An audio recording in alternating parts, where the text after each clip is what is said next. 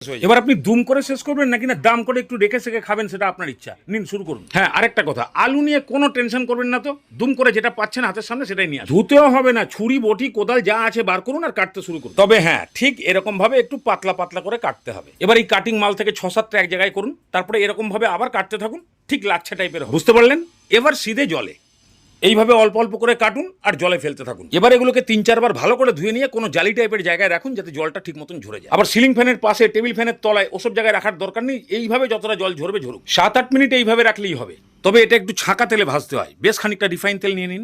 আগে তেলটাকে ফুল হিটে গরম করুন, তারপরে সামান্য একটু নুন দিয়ে দিন। এবার খানিকটা লাচ্ছা কাটিং আলু দিয়ে গ্যাসের ফ্লেমটাকে মাঝারি করে দিন, না হাই না লো, মাঝখানে আটকে থাকবে। একসময় আপনার খুন্তি নিজেই বুঝতে পেরে যাবে, ভাই রে এ তো ঝনঝন করছে, বাস তেল ছেঁকে তুলে নিন। একদম এইভাবে সবগুলো ভাজুন আর তুলুন। এর সঙ্গে আর অন্য কিছু পাইল করবেন নাকি? মানে খেতে একটু ভালো লাগবে। তাহলে ওই 20-25টা মতন কাঁচা বাদাম হালকা ভেজে এর মধ্যে দিয়ে দিন। একটা কাজ করুন, দুটো ডান্ডাওয়ালা